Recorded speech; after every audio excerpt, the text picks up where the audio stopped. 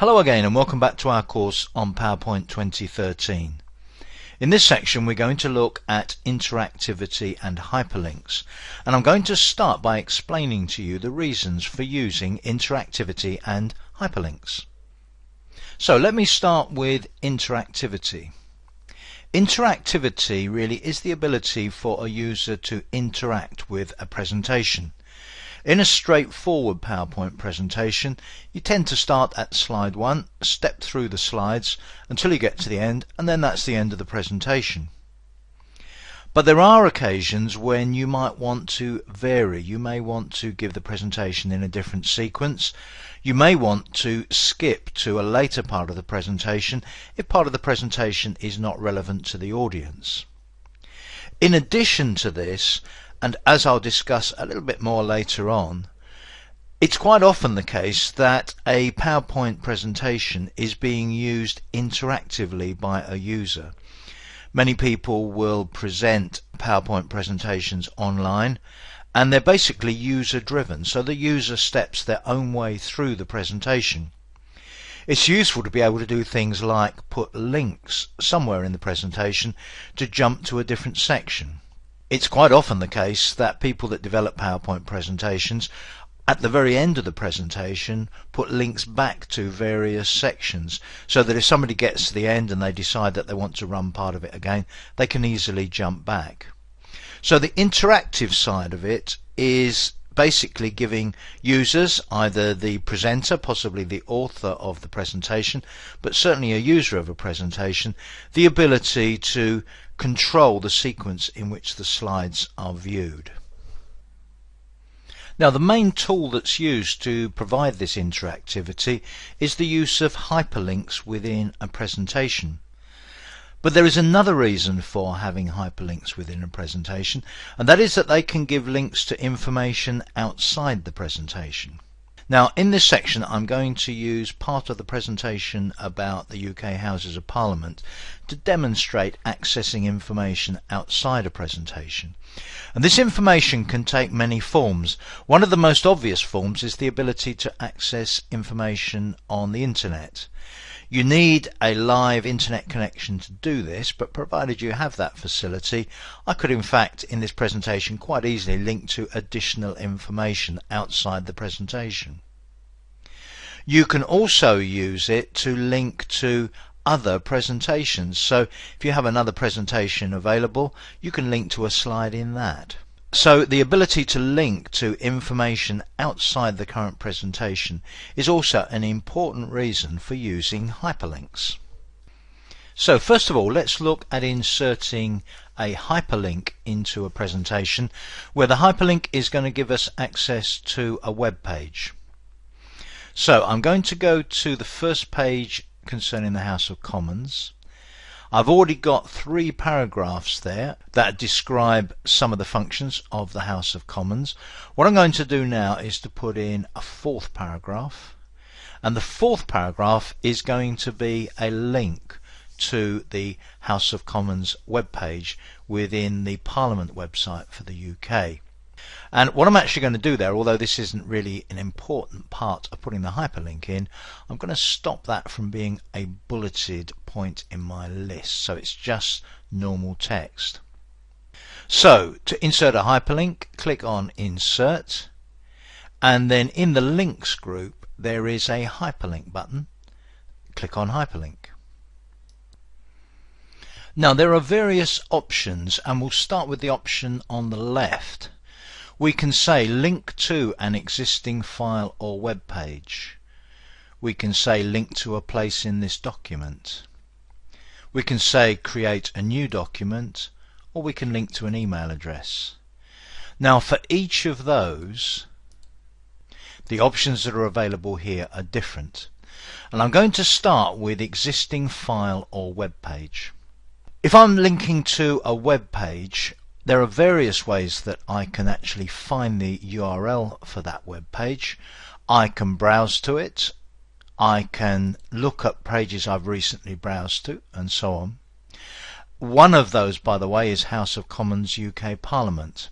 So if I know that's the one I want, I can say that's the page that I want to link to. And in fact, it is the one that I want to use. If I've actually got my browser open and I'm at the page that I want to use, I could actually copy and paste the URL into that address box there. But whichever way that I use, I can drop the address I need into there. And then what I need to do is to decide what text I would like to see displayed on my presentation slide. I can have anything I like here. So just to emphasize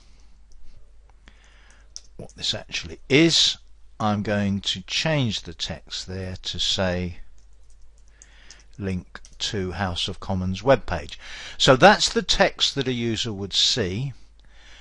This address is the URL that clicking on that address will link to. I can also add a screen tip. And for the screen tip, I can pretty much type anything I like. But again, just to emphasize the point,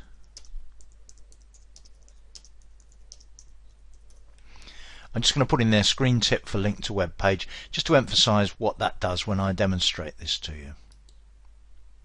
So there are all the settings I need to link to our web page. Click on OK. So you can see the link to the web page at the bottom there with the text that I entered. The link doesn't work in normal view or slide sorter view or outline view. You need to be either in slideshow view or in reading view. So let's preview this in reading view. Click into reading view.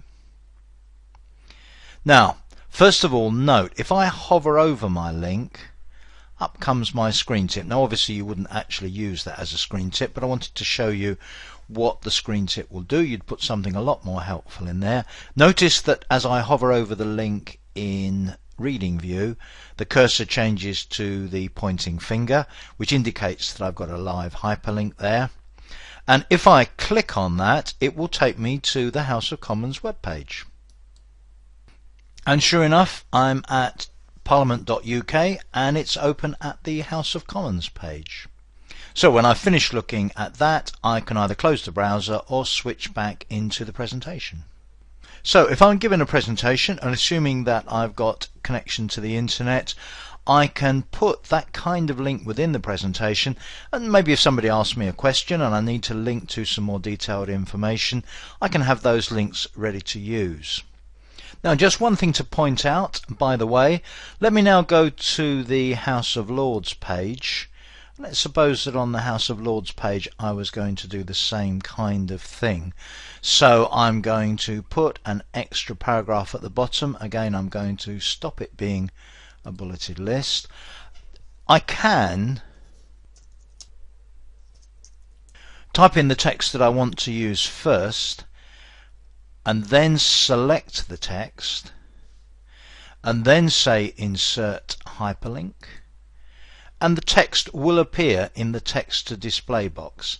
And then similarly, if I've either got the URL copied onto the clipboard or it's in my browse pages, that gives me a very easy and quick way of inserting a link to a URL, to a web page within my PowerPoint presentation. What I want to demonstrate next is how to introduce interactivity into a presentation. So on this occasion I've got the Houses of Parliament slide, the second one in the demo version of this presentation, and first of all I'm going to right click on its thumbnail and go to layout and change it to content layout. You'll see why in a moment. That gives me a placeholder on the right. What I'm going to do is I'm actually going to select that placeholder, make sure it's got a continuous line around it, press the delete key, and then on the insert tab I'm going to do insert shape. The shape I'm going to use is the first one here. This is actually a text box. I could use any of these other shapes if I wanted to, but I'm going to use a text box on this occasion. I'm going to draw the text box and type some text. I'm going to put in there House of Commons. Now I'm going to, with that box selected, I'm going to do center alignment of the text. I'm going to make the text a little bigger, let's say 28 points. Then I'm going to go to Format and change the format of this box. So let's see, what about something like that one. Now I've got an object that says House of Commons. If I just click away from it for a moment, it's got a bit of shadow, it looks fairly 3D and so on. And I can actually hyperlink from that object. And this is a very important point about hyperlinks and interactivity, and that is that you can hyperlink from virtually any object. It doesn't have to be some text, you don't have to write some words on the slide. You can choose an object whether or not it has text in it. So I could hyperlink, for example, from this image, from this photo. But I've got here what looks like a button with House of Commons written on it. I'm going to select that, go to the Insert tab, click on Insert Hyperlink. Now notice the text to display says Selection. It knows that I've selected an object, and on this occasion I'm going to hyperlink to a place in this document. So if I now click on Place in this document, what it does is to give me a number of options. It says, do you want to go to the first slide or the last slide or the next slide or the previous slide? These are good options given that you may introduce new slides or move slides around. Rather than specifically say which slide you want to link to, you might say, well, link me to the last slide. If you have a button on a slide that says go to the end, you'd want this to say go to the last slide. But you also have the slide titles, and one of those is House of Commons, and that's the one actually that I want to use at the moment. I'll get a little preview there that just makes sure I'm looking at the right page. So I've said, when you click on that button, hyperlink, link to, place in this document the House of Commons slide. I could put in a screen tip if I wanted to. You know how to do that, so I won't do that on this occasion. Click on OK. Now let's go into reading mode, and let's click House of Commons, and it takes me to the House of Commons slide. So in this section we've covered the basics of how to insert hyperlinks into a presentation, and the main two functions really, which are navigation in the presentation but also to give links to additional or related information. There are actually much more extensive facilities in PowerPoint 2013 for interactivity, and there's a whole raft of functionality related to actions.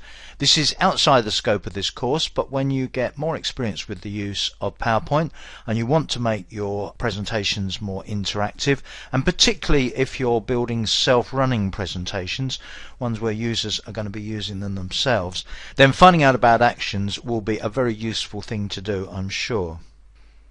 So now it's time for you to do the next exercise.